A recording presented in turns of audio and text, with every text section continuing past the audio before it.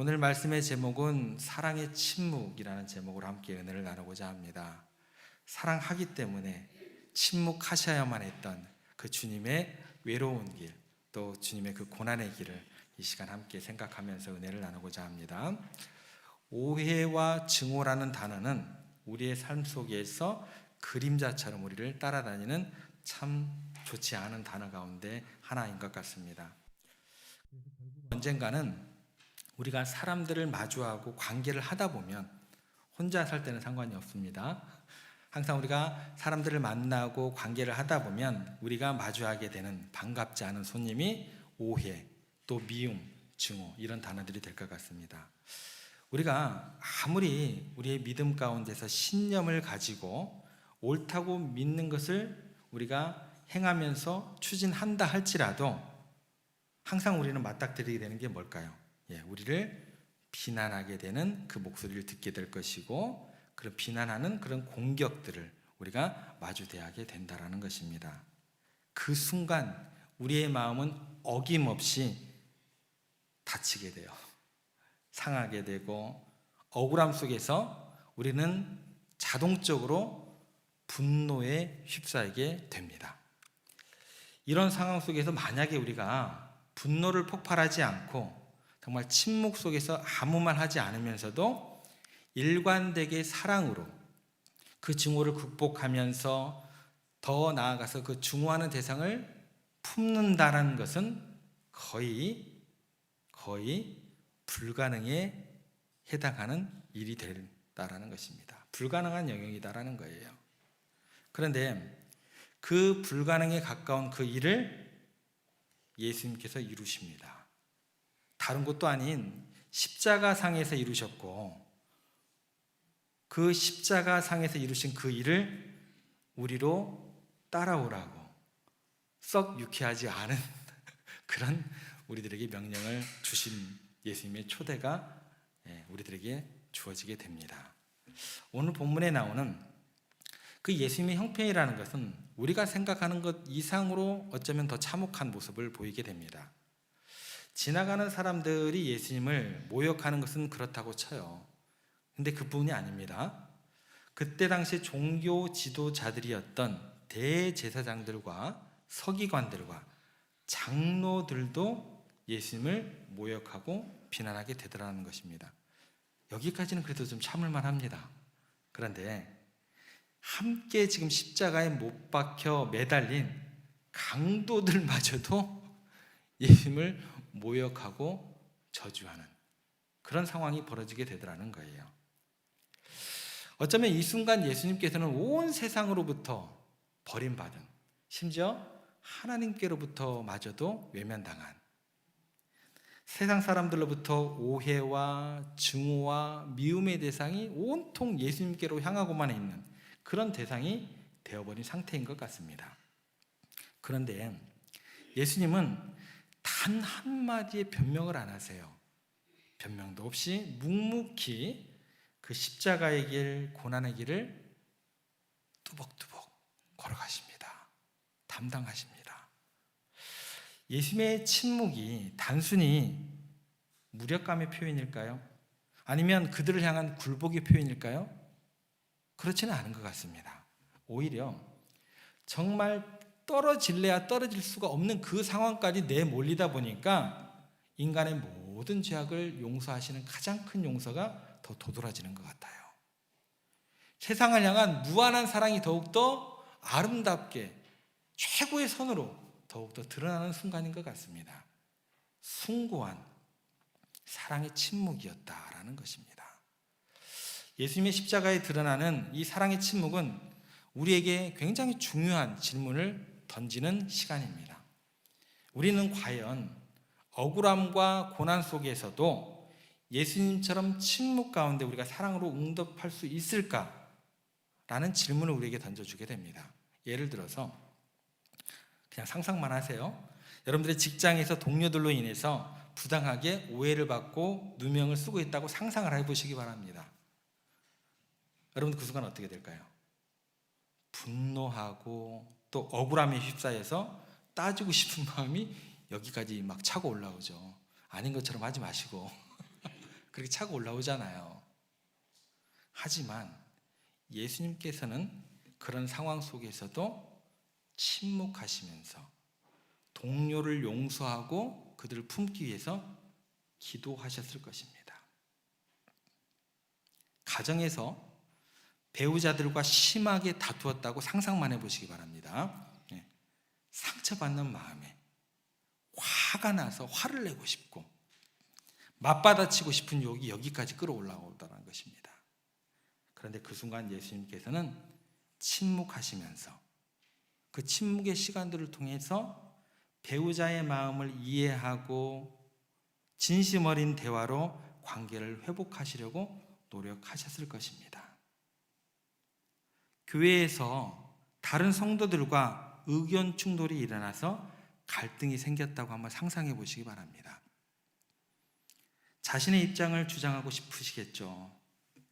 상대방을 설득하고 싶었겠죠. 그래서 코를 납작하게 해주고 싶은 마음이 여기까지 치고 올라올 거예요. 하지만 예수님은 그 순간 침묵을 통해서 그 사람의 입장을 존중하고 화해와 평화를 통해서 하나님 안에서 하나됨을 이끌어내려고 노력하셨을 것입니다. 여러분, 누명을 쓰거나 부당하게 대우를 받게 되면 우리는 분노와 억울함에 휩싸이기 마련입니다. 그리고 울분을 터뜨리고 싶어지는 게 당연한 거예요. 여러분들이 이상한 게 아니에요. 지극히 정상적인 패턴입니다. 더구나 우리가 선을 베풀었을 때 그걸 악으로 갚는 그런 사람들을 만나게 될 때 더욱 여러분들은 상처받게 될 것이고 배신감을 느끼게 될 것입니다. 지극히 정상이라는 얘기예요. 하지만 예수님께서는 십자가에서 그렇게 억울한 고난을 당하면서도 침묵으로 일관되게 그 고난을 감당하시면서 자신을 저주하는 그 사람들을 위해서 먼저는 기도하셨고, 기도하는 가운데 그들에게 용서와 사랑의 말과 발걸음을 행하셨다라는 것입니다. 이 시간 그 예수님의 그 사랑의 침묵에 대해서 우리가 함께 생각해 보기를 원합니다. 여러분들의 인생 가운데 침묵하기 힘든 측면의 고난을 꼭 만나실 거예요. 나는 아니거니 라고 생각하시면 큰일 납니다. 만나시게 될 거예요. 그 고난들을 만나게 될 때 예수님께서는 그 일을 어떻게 감당하셨는지 그 예수님의 방법을 통해서 우리가 그 위기를 헤쳐나가는 그런 용기와 지혜를 얻게 되기를 간절히 소망해 봅니다. 사람들이 오늘 본문에 보면 예수님을 모욕했던 방법 중에 하나가 뭐냐면 예수님의 능력에 대해서 공격을 하는 거예요. 예수님의 능력을 공격하는 거예요. 이런 거예요. 너 무능해. 너는 쓸모없는 인간이야. 예. 이런 이야기를 듣게 되면 우리들은 100이면 100 견딜 수 있는 사람이 있을까요? 없을까요? 저는 못 견뎌요. 저는 못 견뎌요. 여러분들은 좀 그래도 인격이 되셔서 견딜 수 있으신가를 모르겠어요. 저는 못 견딥니다. 그 순간 우리들은요, 우리들의 인격의 한계가 최고치에 달하고 한계가 드러나는 거예요. 그래서 우리는 어떤 형식을 취하게 되냐면 자신이 얼마나 능력 있는 사람인지 입증을 해야 돼요. 그러기 위해서 어떻게 돼요? 우리의 말들은 거칠어집니다. 그리고 거칠어진 말을 피를 토하면서 과장되게 큰 소리로 이제 외치기 시작하는 거예요. 막 떠벌리기 시작하는 거예요. 그런데 오늘 본문에 나오는 예수님을 보면은 예수님의 능력에 대해서 심각한 도전이 지금 주어지고 있어요. 그런데 그 순간 침묵으로 일관하십니다. 41절 42절 한번 저희가 한번 함께 읽겠습니다. 함께 읽겠습니다. 그와 같이 대제사장들도 서기관들과 장로들과 함께 희롱하여 이르되 남은 구원하였을 때 자기는 구원할 수 없도다. 그가 이스라엘의 왕이로다. 지금 십자가에서 내려올지어다. 그리하면 우리가 믿겠노라. 지나가는 사람들은 별로 영향력이 없는 말을 하겠거니 넘어가겠죠. 근데 지금 조롱하는 사람들이 누구예요? 대제사장들과 서기관들과 장로들입니다. 사람들의 마음을 확 좌지우지할 만한 영향력이 있는 사람들입니다. 그죠? 이 사람들이 지금 누구를 조롱해요? 예수님을 조롱하면서 야, 예수님 무능해 라고 이야기를 하고 있어요. 뭐라고 얘기를 하냐면, 자 봐봐, 저 사람 조금 전까지 남을 구원하면서 설치고 다녔잖아. 근데 왜 자기는 구원하지 못하느냐는 거예요. 속된 말로 이 사기꾼 같으니라고. 저렇게 사람들을 속이고 다녔다라는 거예요. 봐라, 우리 앞에서 눈으로 지금 증명되어지고 있지 않느냐, 이런 말인 것입니다. 지금 예수님의 마음을 더 아프게 하는 게 뭐냐면, 지금 예수님께서 당하시는 그 고난 자체가 예수님을 조롱하고 있는 그들을 위한 것이기 때문에 예수님께서 더욱 힘이 드셨을 거예요. 여러분들이 삶의 자리에서 정말 힘든 것이 있다고 한다면, 내가 정말 도와주고 있는 그 사람들이 내가 정말 이 공동체를 위해서 희생하고 있는데 오히려 나를 무능하게 여기고 멸시할 때, 나를 문제아 취급할 때면 더욱 그 상황이 용납이 안 돼요. 그래서 그 순간 우리들은 어떻게 하냐면, 내 자신을 변명을 하든지, 그렇지 않은 사람을 나타나기 위해서, 내가 나를 입증하기 위해서, 내가 능력 있는 자라는 걸 세상 가운데 나타나기 위해서 잠잠하기가 쉽지 않습니다. 더욱더 큰 소리로 동네 사람들, 내가 어떤 사람들이 아십니까? 라고 외치게 됩니다. 침묵이라는 게 쉽지 않은 거예요. 더군다나 이 상황은 어떤 상황이냐면 대제사장이에요. 그때 당시에 사람들의 마음을 아예 이쪽이다라고 확 들게 할 만한 영향력인 사람들입니다. 그러면 이 상황 가운데서 예수님께서 침묵하면 침묵하실수록 어떤 일이 벌어질까요? 대제사장들과 서기관들과 장로들이 예수님을 조롱하면서 하는 소리를 듣는 모든 다른 사람들은 진짜네, 예수님 진짜 무능하다, 우리가 속았어, 인정할 수밖에 없는 상황으로 계속 몰리고 있다라는 거예요. 그런데 이런 상황 가운데서 예수님께서 계속해서 침묵하고 계십니다. 왜 침묵하셨을까요? 아니, 왜 침묵하셨을까요? 그것은요, 무능해서가 아닙니다. 그만큼 그들을 향한 사랑의 뿌리가 깊은 거예요.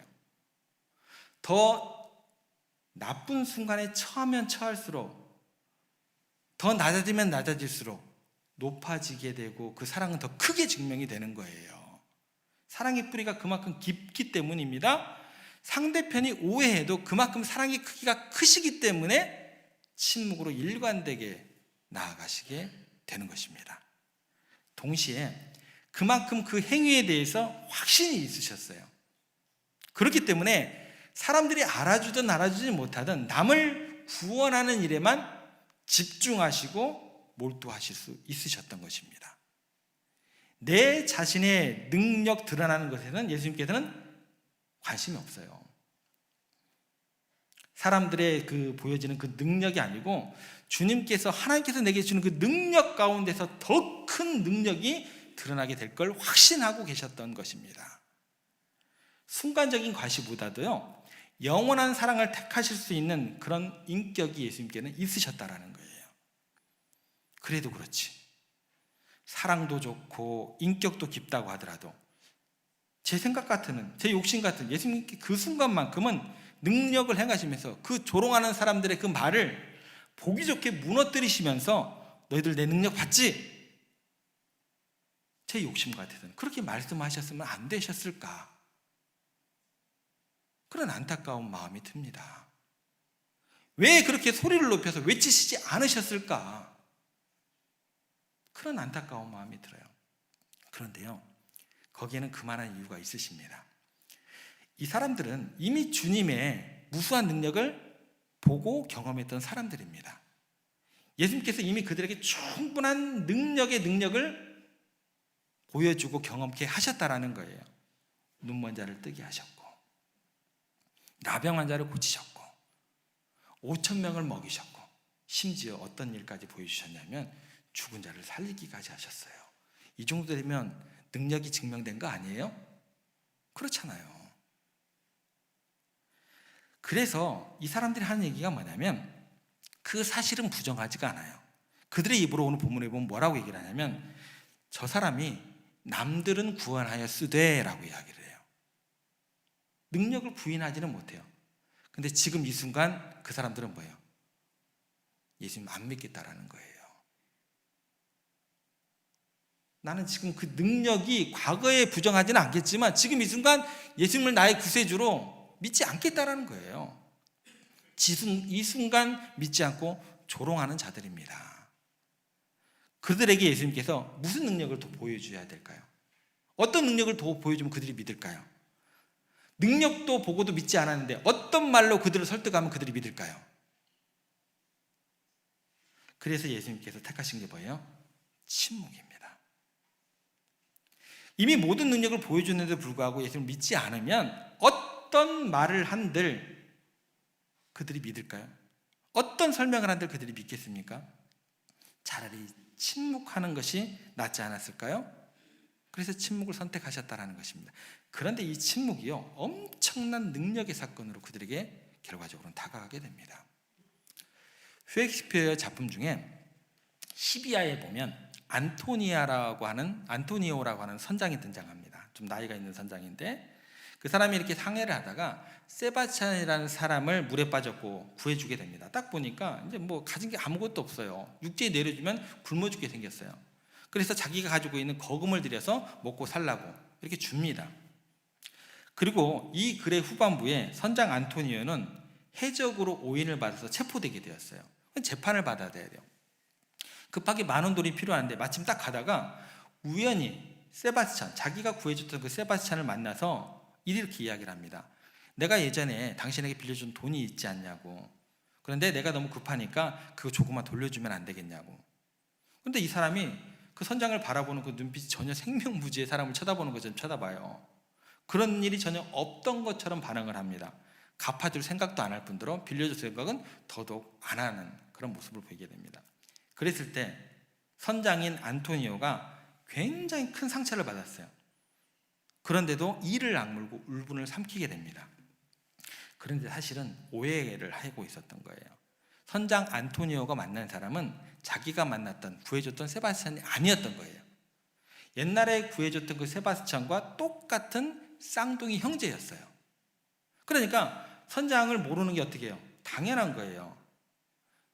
여러분, 이렇게 오해하는 상황에서 대부분의 사람들은 어떻게 반응할까요? 극도로 흥분합니다. 이런 배은망덕한 사람 같으니라고.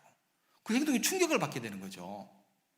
그리고 자신이 상대방이 했던 그 선행을 다른 사람에게 동네방네 떠들고 다니죠. 내가 옛날에 저 사람을 이렇게 구해주고 내가 가진 거 있는 재산을 이렇게 많이 있는 것 중에 이렇게 많은 돈을 줬는데 막 떠들어댑니다. 저런 인간 같지도 않은 사람이 있냐고. 만나는 사람마다 동네방네 나팔 불고 다닐 거예요. 크게 외쳤을 것입니다. 그게 저 같은 사람의 전형적인 패턴이에요. 그런데 선장 안토니오는 그렇게 하지 않았어요. 그 충동을 다스리면서 이겨냅니다. 그는 자신의 선한 행동이 그 사람을 감동시키고 그 사람에게 설득을 시키지 못했다고 한다면, 피부로 와닿는 행동 자체가 그 사람을 감동시키고 변화시키지 못했다고 한다면 자신의 말로 아무리 떠들어댄다 한들 그 사람이 감동을 할까요? 그 사람이 변화가 될까요? 그렇게 않을 줄을 안 거예요. 행동이 그 사람을 변화 못 시켰는데 내 말로 다른 사람들에게 아무리 웅변을 해봤자 그 사람이 변화되겠냐는 거예요. 그래서 그 충동을 이겨내는 거예요. 그래서 그는 혼자 이렇게 중얼거립니다. 나를 비참한 처지로 몰지 마십시오. 내가 당신을 위해 했던 선행들 때문에 당신을 지책하는 그런 불합리한 사람이 저는 되기를 싫습니다. 여러분들 기억하시기 바랍니다.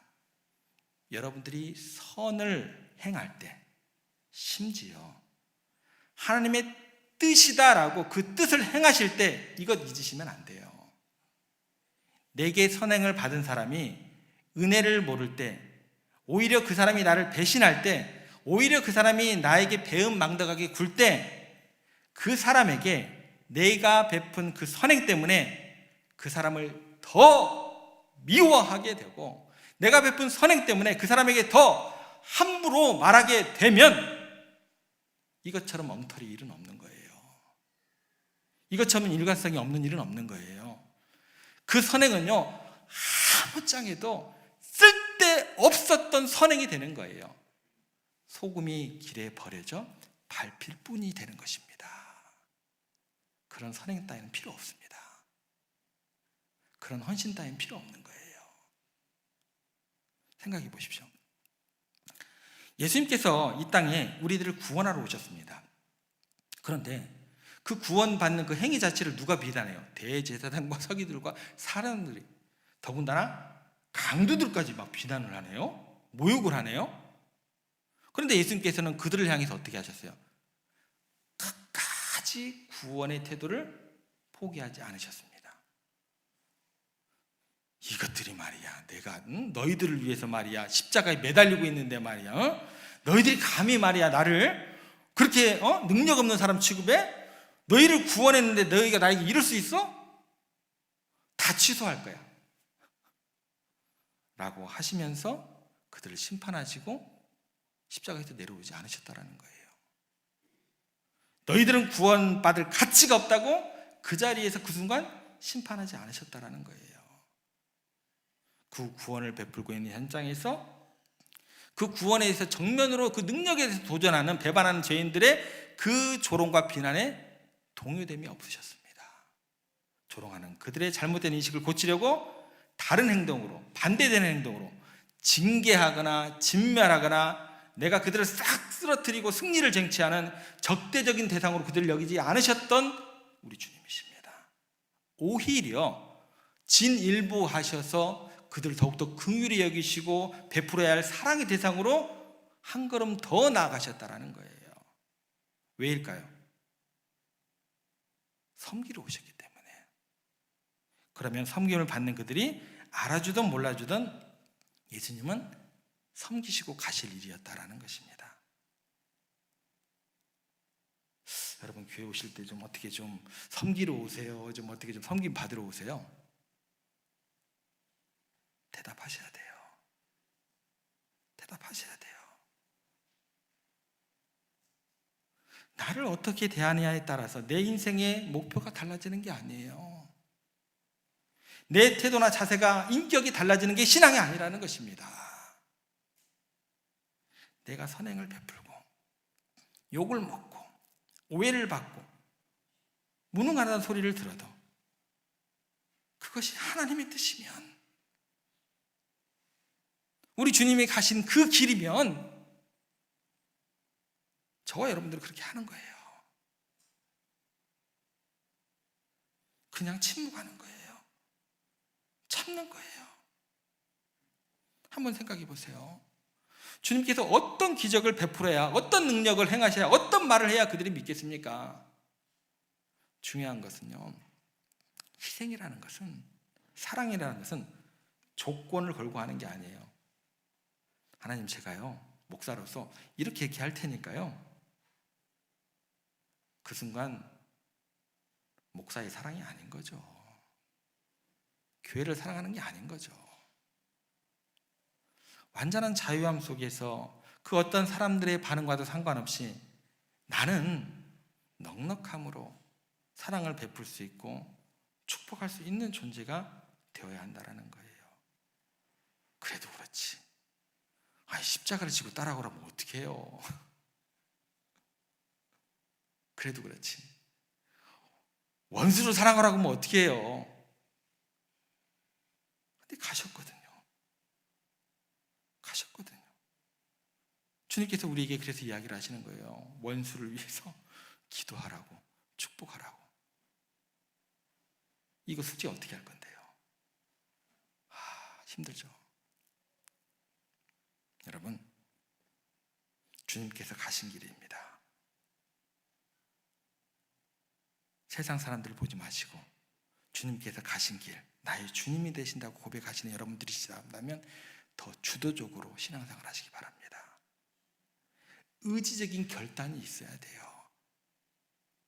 내가 주님의 잔을 섬기기로 했으면, 내가 이 민족을 섬기기로 했으면 내가 사랑하는 내 남편과 아내를, 우리 자녀를 사랑하기로 했으면 상대편이 어떻든 무슨 상관이냐는 거예요. 그대로 사랑으로 대하고 침묵하는 것입니다. 섬기고 말 일입니다. 무한한 사랑의 의지력이 필요한 우리들입니다. 세상 사람들은 남을 구원하고 자기는 손해보는 예수님의 방법을 이해할 길이 없었습니다. 여러분들은 어떠세요? 끝까지 이해 안 하실 거예요? 이해하셔야 될 거 아니에요. 그래도 예수님은 그냥 그대로 비난을 감수하시면서 놀라운 침묵으로 더 큰 능력을 우리 가운데 나타내 주셨습니다. 세상과 전혀 다른 방식의 삶이었습니다. 그것은 끝까지 남을 구원하고 자신을 내려놓는 십자가의 길이었습니다. 오늘 말씀을 통해서 진정한 위대함의 의미를 다시 한번 생각해 보시기 바랍니다. 죽은 자가 살아나는 것 위대함 맞습니다. 그것보다 더 큰 위대한 능력이 뭐냐는 거예요. 능력이 있고 물질이 풍요로운 것만이 위대함을 의미하는 것이 아니다는 것입니다. 오히려 자기를 비우고 희생하고 남을 위해 헌신하면서 고난 속에서도 사람을 섬기며 사랑으로 섬길 때 진정으로 위대한 사람이라는 것을 주님께서 몸소 보여주시고 우리들에게 가르쳐주시고 초대받지 않아도 될 너무나 큰 숙제를 주셨어요. 십자가를 지고 따라오라. 원수를 위해서 기도하라. 이것만은 하지 마시지. 그 숙제를 우리에게 주셨다는 것입니다. 이 사회는 너무나 병들은 것 같습니다. 능력을 뽐내야 돼요. 자기 이익만을 추구해야 돼요. 그런 사람들이 많아집니다. 갈수록 사람들의 목소리만 커져요. 그러나 이러한 태도는 진정한 위대함이 아니다라고 성경은 우리에게 가르쳐줍니다. 오히려 내 것을 챙기지 못해도 다른 사람들을 구원하고 헌신하는 사람이 위대한 사람들이다. 사랑하는 성도 여러분, 하나님께서 여러분들이 이 시대의 유일한 희망이라고 오늘 말씀하십니다. 주님께서 한결같은 섬김과 사랑으로 침묵하시면서 헌신하셨던 것처럼 우리도 주님의 그 발걸음을 따라서 그에 합당한 제대로 된 평가와 대우를 받지 못한다고 할지라도 침묵하면서 여러분들의 가정과 교회와 세상을 사랑으로, 그렇게 사랑의 침묵으로 그렇게 끊어안을 수 있는, 그렇게 주님을 본받는 하나님의 가장 사랑하는 여러분들 되시기를 간절히 기도합니다. 주님의 은혜와 사랑이 여러분들과 그 모두와 함께 하시기를 간절히 소망합니다.